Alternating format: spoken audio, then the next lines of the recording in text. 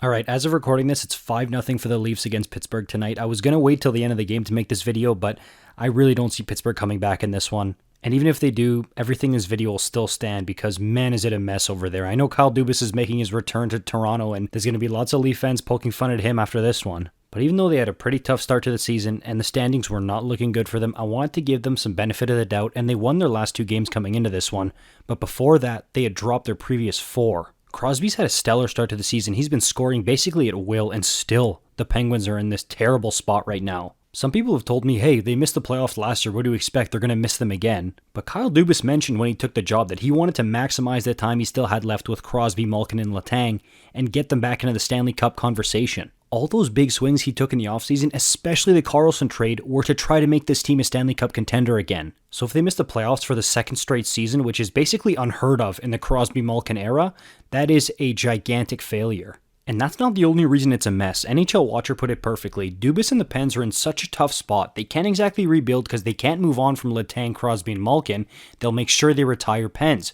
Erik Karlsson basically moved to a similar situation he was in when he got to San Jose, older team past its prime. And it's true, man. A lot of people, including myself, look at the brand of the Pittsburgh Penguins under Crosby and Malkin, and it's like, you know what? They're basically a lock for the playoffs. They have been for so many years. They missed last year. That was an anomaly. They'll get back there. We know what this team is under Crosby and Malkin. They're perennial playoff contenders. I certainly got fooled by that. I'll admit it. I thought they were going to be a much better team than they are. I've said the whole spiel for you guys multiple times. I want to appreciate Crosby while we still have him, so I've been watching lots of Penguins hockey, and the one word I would use to describe this team, inconsistent. Especially in net. If you look at the raw numbers, I mean, that save percentage for Tristan Jarry is sparkling. It's great, but the reality is, it's been inconsistent in net. Sometimes he does look great, yes, but other times it's like, what's going on here? The defense has also been somewhat of a letdown here. Like, the whole team, it's like, you look on paper, and it feels like this team should be in a better spot than they are, but of course, that's why they play the games. It's not on paper. If they do miss the playoffs for a 2nd straight season, you gotta think some things are gonna go down in Pittsburgh. I'm not saying Crosby or Malkin or even Letang, but there's gonna be some activity there for sure.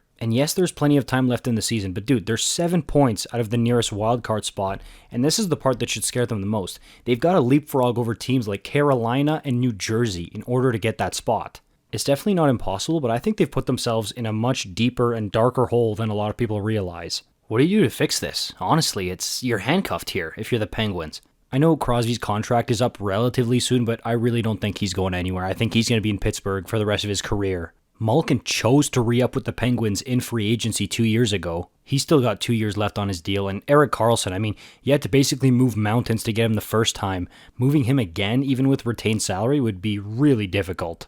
It's a giant puzzle here for Kyle Dubas, and look, I'm sure he knew he was inheriting a headache, especially for when Crosby and Malkin and Letang would be gone or right at the end of their careers, but I'm not sure he expected it this soon, man. Let me know your thoughts in the comments, like and subscribe, I'll see you in the next one, peace out.